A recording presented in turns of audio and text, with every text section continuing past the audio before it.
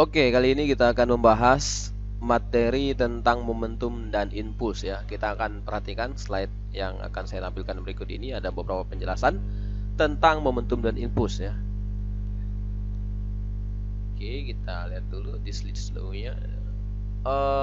Ini adalah materi lanjutan dari kelas 10 di kurikulum K13, momentum dan impuls. Jadi setelah kita mempelajari tentang gaya, ya kita harus mempelajari momentum dan impuls. Sebenarnya impuls dan momentum dan gaya itu bolak-balik ya, tidak masalah, keduanya berkaitan. Jadi di sini ada orang main guli ya. Jadi ini salah satu kejadian alami yang terjadi di sekitar kita. Oke, tentu sebelum kita lebih lanjut kita akan harus tahu dulu pengertian momentum dan impuls itu sendiri apa. Momentum adalah hasil kali antara massa dengan kecepatan benda. Jadi karena kecepatan adalah besaran vektor, maka momentum juga pasti akan menjadi besaran vektor. Impuls didefinisikan sebagai hasil kali antara gaya dengan selang waktu gaya itu sendiri bekerja pada benda. I sama dengan F kali T, ingat ya. Nah, di sini udah ada gaya. Jadi impuls berhubungan dengan gaya. Nah, sekarang kita akan belajar hubungan momentum dan impuls ya. Yang pertama kita lihat dari hukum Newton 2 dulu ya. Kemudian yang kedua kita lihat nanti GLBB. Hukum Newton 2 itu F sama dengan M kali A. Kalau kita buat dalam bentuk A, maka A sama dengan F per M. Jadi ini jelas sekali sudah kita bahas di materi sebelumnya, materi gaya, dinamika partikel, A sama dengan F per M. Kemudian di GLBB kita menggunakan rumus P, kecepatan. Kecepatan akhir sama dengan kecepatan awal ditambah AT. Kalau kita jadikan A, maka P dikurang P0 dibagi dengan delta T-nya. Nah, kedua-duanya dari hukum Newton dan GLBB kita dapati percepatan. Maka percepatan di hukum Newton dan percepatan di GLBB kita samakan, sehingga persamaannya jadi seperti ini. F per M ini A-nya punya hukum Newton atau percepatannya punya hukum Newton. Kemudian P per P0 per delta T ini percepatannya punyanya si GLBB. Ya. Jadi sama ya. A Newton sama dengan A GLBB. Nah, F per M dikali silang dengan yang di seberangnya, sehingga F kali delta T ya, F kali delta T sama dengan M dikali P dikali min M dikali P0 gitu ya. Jadi ini tinggal kita kali silang. Ini kali sini, ini kali sini. Nah, F kali delta T tadi apa? Itu sama dengan impuls. Impuls sama dengan M P0 ya, min P0 kemudian ditambah dengan P ya, atau P dikurang P0. Sehingga M kali P dikurang P0 ini adalah delta P. Karena M dikali delta P, maka M kali P adalah menjadi momentum. Karena ini berbicara mengenai perubahan, maka juga momentumnya menjadi perubahan momentum. Sehingga I sama dengan delta P. Impuls sama dengan perubahan momentum. Nah, persamaan tersebut menyatakan bahwa impuls yang dikerjakan pada suatu benda sama dengan perubahan momentum yang dialami benda tersebut, yaitu beda antara momentum akhir dengan momentum awalnya ya. Nah, hukum kekekalan momentum. Jadi ini syaratnya ya. Jika total gaya luar yang bekerja sama dengan 0, ya Fx ya. Nah, exit gitu ya. F exit, agak-agak keren dikit supaya ada bahasa Inggrisnya ya, sama dengan 0 ya, maka momentum total dari sistem tidak berubah ya. Dengan kata lain, momentum total sistem akan kekal atau tetap jika tidak ada gaya luar yang bekerja pada sistem. Jadi syarat terjadinya yaitu tidak ada gaya luar yang bekerja. Selanjutnya di hukum kekekalan momentum ya. Ini perhatikan ya, ini ada gambar dua buah bola ya, ini M1 dengan kecepatan 1 ya. Jadi karena ini bola 1, maka M1P1, ini bola 2, maka M2P2 gitu ya. M1P1, ini M2P2 sama-sama bergerak dengan arah yang berlawanan. Akhirnya mereka akan bertumbuh. Setelah itu, keduanya mental. Maka yang satu ke kiri, yang dua ke kanan. Kalau tadi dia dari kiri M1-nya, sekarang baliknya ke arah kiri, ya. Nah, ketika terjadi tumbukan, disinilah ada yang disebut dengan aksi reaksi, ya. F aksi sama dengan min F reaksi, kan kira-kira gitu ya. Nah, impuls yang terjadi selama interval waktu T adalah F1 kali T sama dengan min F2 kali T. Ini aksi reaksinya ya. Nah, kalau kita tahu F kali T tadi adalah impuls. Impuls itu sama dengan apa? Delta P tadi ya. Ingat ya. Impuls sama dengan delta P. Maka persamaannya akan menjadi seperti ini. Delta P1 ya, delta P1 ini sama dengan F1 kali T sama dengan min delta P2, yaitu min F2 kali T. Nah, di sini M1P1 sama dengan M1P1 absen tentunya ya. Oke, nah ini min, karena di sini min, M2P2 dikurang M2P2 absen ya. Nah, kita samakan yang awal sebelum terjadi tumbukan dengan yang sebelum terjadi tumbukan ya. Jadi benda 1 sebelum terjadi tumbukan yaitu M1P1, benda 2 sebelum terjadi tumbukan M2P2. Setelah terjadi tumbukan M1P1 absen. P1 absen ini adalah kecepatan setelah tumbukan. Massa kecepatan. Ini momentum ya. Oke. Nah, sehingga ini bisa kita ambil kesimpulan bahwa jumlah momentum awal, ini jumlah momentum awal ya, P1 tambah P2 itu akan sama dengan jumlah momentum akhir, P1 absen ditambah P2 absen. Lanjut. Contoh soal ya. Perhatikan baik-baik. Soalnya kayak gini, perhatikan gambar di samping. Sebuah meriam kuno diletakkan di atas sebuah kendaraan. Berat kendaraan termasuk meriam sebesar 2000 kg. Kendaraan mula-mula diam setelah meriam menembakkan peluru. Kendaraan mulai bergerak. Hitunglah kecepatan kendaraan akibat tolakan peluru jika kecepatan peluru 4 meter per detik dan masanya peluru 3 kg. Nah, penyelesaiannya kita menggunakan hukum kekekalan momentum. Pertama kita tulis dulu diketahuinya apa. Massa kendaraan 2000 katanya. Ya, termasuk meriam ya. Berarti kendaraan dengan meriam massanya 2000. Kemudian massa peluru 3 kilo.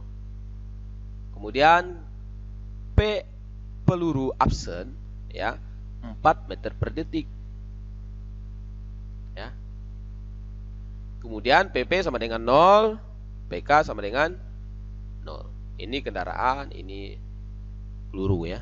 Jadi awalnya sama dengan 0 gitu ya. Jadi setelah ditembakkan baru dia menjadi ada kecepatannya. Ini tanya apa? Hitunglah kecepatan kendaraan ya. Kecepatan kendaraan. Tentunya kecepatan kendaraan di sini yang ditanyakan setelah terjadi penembakan peluru. Oke. Sekarang kita menggunakan rumus hukum kekekalan momentum ya. MK PK, jadi massa kendaraan dikali dengan kecepatan kendaraan ditambah massa peluru dikali dengan kecepatan peluru sama dengan massa kecepatan kendaraan dikali dengan kecepatan kendaraan setelah tembakan ditambah massa peluru dikali dengan kecepatan absen peluru ya. Jadi 2000 ya, 2000 massa kendaraannya 2000 ya dikali 0. Kenapa dikali 0? Karena kecepatan kendaraannya kan diam sebelumnya ya. Sama dengan 2000 dikali kecepatan pada saat tembakan ya. Ini yang akan kita cari. Ditambah 3 kali 4 ya. Kemudian di sini nah dapatlah hasilnya seperti ini. Oke. Nah, Selanjutnya tumbukan. Nah, tumbukan di sini kita belajar ada 3 ya. Yang pertama itu lenting sempurna. Perhatikan gambar berikut ya. Ini sebelum tumbukan, yang satu arah ke kanan itu, yang keduanya arah ke kiri ya. Jadi seperti ini. Kemudian saat tumbukan, setelah tumbukan dua-duanya mantul ya ke arah masing-masing. Ini yang benda pertama tadi, ini benda kedua. Nah, tentunya di sini kita menggunakan hukum kekekalan momentum ya. Menggunakan hukum kekekalan momentum. M1P1 tambah M2P2 sama dengan M1P1 absen tambah M2P2 absen. M1P1 min M1P1 absen, jadi kedua-duanya nih ya. Jadi ini kita samakan ya. Jadi yang pertama dengan yang pertama, yang kedua dengan yang kedua ya. Dapatlah M1P1 dikurang seperti ini ya. Kemudian karena dia lenting sempurna, maka terjadi hukum kekekalan energi mekanik. EK1 ditambah EK2 sama dengan EK1 tambah EK2 absen ya. Hukum kekekalan energi mekanik. Nah, energi kinetiknya EK1 itu sama dengan setengah MP kuadrat. EK2 juga setengah MP kuadrat dan seterusnya. Nah, jadi setengahnya bisa kita hilangkan ya. Coret semua jadi seperti ini ya. Nah, 1 dengan 1 kita samakan. Kemudian yang 2 dengan 2 kita samakan. Jadilah dia seperti ini. Oke. Oke ya. Nah, ini kalau kita lihat nih, P1 absen kuadrat dikurang P1 absen P1 kuadrat. Ini kan kalau kita buat dalam pemfaktoran dalam matematika bisa seperti ini ya. Oke. Nah, yang sebelahnya juga sama. Nah, kita lihat sekarang. Di sebelah kanan ini, sebelah kiri ya. Di sebelah kiri kita lihat M2 P2 absen dikurang P2. Ada yang sama dengan yang di sebelah kanan, M2 P2 absen min P2. Oke. Nah, karena ini sama berarti bisa kita substitusikan. Kita substitusikan kedua persamaan menjadi seperti ini. Ya. Kedua persamaan kita substitusikan menjadi seperti ini. M1 P1 tambah P1 absen ya. Jadi yang ini tadi ya. Kemudian ini juga yang ini ya. Nah, M1 P2 absen ditambah P2 ya. Ini yang ini ya. Kemudian P1 ini jadi yang ini. Oke, karena kiri dan kanannya sama-sama dengan M1, maka kita coret M1-nya. Tinggal sisa kecepatan. Maka kecepatannya kita urai jadilah seperti ini kecepatannya. Nah, kita lihat di sini ada awal ya sebelum tumbukan P2 dikurang P1. Ini akhir setelah tumbukan, tandanya absen ya. P2 absen dikurang P1 absen. Di sini negatif, di sini positif. Persamaan di atas menunjukkan bahwa pada tumbukan lenting sempurna, kecepatan relatif benda sebelum dan sesudah tumbukan besarnya tetap, tetapi arahnya akan berlawanan. Nah, dari persamaan ini kita bisa ambil kesimpulan bahwa min P1 absen dikurang P2 absen dibagi P1 dikurang P2 itu sama dengan 1. Hati-hati ya, hati-hati. Ini bukan P1 absen dikurang P2 absen per P1 dikurang P2 sama dengan min 1 ya. Hati-hati, karena ternyata 1 ini adalah nilai ya, ada nilainya. Jadi dari 0 sampai dengan 1, bukan min ya. Oke, jadi hati-hati ini. Lanjutnya, lenting sebagian ya. Jadi kalau tadi ada lenting sempurna, dia bertumbukan kemudian balik lagi. Sekarang lenting sebagian. Nah, lenting sebagian, hukum kekalahan energi mekanik tidak berlaku. Kenapa tidak berlaku? Karena berkurang, ya, energi mekaniknya itu berkurang, makanya tidak berlaku, ya. Harusnya kan tetap. Perhatikan di sini. Ketika bola basket misalnya kita jatuhkan dari ketinggian H, oke, kemudian dengan kecepatan P sampai di lantai, mantul kembali dengan ketinggian H kedua. Sama ada H dengan H pertama dengan H yang kedua? Beda kan? Dari perbedaan itulah kita lihat bahwa di situ ada pengurangan energi mekanik, ya. Jadi otomatis kecepatannya juga akan berbeda, gitu, ya. Nah, benda yang ada di alam itu mengalami tumbukan lenting sebagian. Ya, rata-rata mengalami lenting sebagian, di mana energi kinetik berkurang selama tumbukan. Oleh karena itu, hukum kekekalan energi mekanik tidak berlaku. Besarnya kecepatan relatif juga berkurang dengan suatu faktor tertentu yang disebut dengan koefisien restitusi, ya. Koefisien restitusi yang biasa kita kasih lambang E, ya. Nah, itulah tadi kenapa tidak boleh 1, min 1, harus 1. Lihat, ini adalah hukum kekekalan momentum. Nah, menjadi seperti ini, min P2 dikurang P1. Oke. Nah, kemudian ini sudah kita uraikan tadi menjadi seperti ini. Jadi E ini adalah koefisien restitusi. Nilainya adalah lebih kecil daripada 1 dan lebih besar daripada 0. Oke, makanya tidak boleh min E di sini.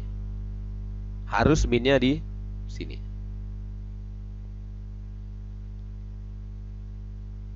Selanjutnya, tidak lenting sama sekali. Jadi, tidak lenting ini artinya ketika sebuah benda bertabrakan, antara benda 1 dan benda 2 bertabrakan, maka benda 1 dan benda 2 itu akan menyatu.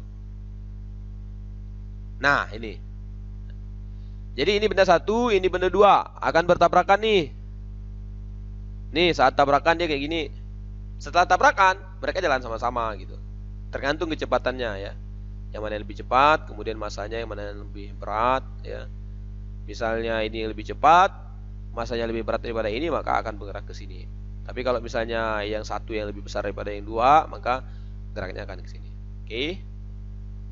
Nah, M1P1 tambah M2P2 sama dengan M1P1 absen tambah M2P2 absen, ini hukum kekekalan momentum tetap kita gunakan di sini. Tapi lihat nih, jika P1 absen sama dengan P2 absen, itu sama dengan P absen tentunya. Karena setelah tumbukan P1 dan P2 itu akan sama. Maka M1P1 tambah M2P2 sama dengan M1 tambah M2, ya, dikali dengan P absennya. Oke, perhatikan, ini adalah hukum kekekalan momentum. Sekali lagi, bahwa di kondisi tidak lenting tidak berlaku hukum kekekalan energi mekanik, ya, karena energi kinetik lebih besar daripada energi kinetik saat setelah tumbukan. Dan catatan, di tidak lenting E-nya pasti akan sama dengan 0. Maka persamaan yang tadi kita dapat, E sama dengan min P absen 2 dikurang P absen 1 dibagi dengan P2 dikurang P1 itu tidak berlaku, ya, di sini. Oke, sekarang contoh soal. Perhatikan contoh soal berikut, ya. Jadi ini sebuah peluru ditembakkan ke balok, ya. Biasa ini disebut dengan ayunan balistik, ya. Ini untuk mengukur kecepatan ini, ya, kecepatan peluru.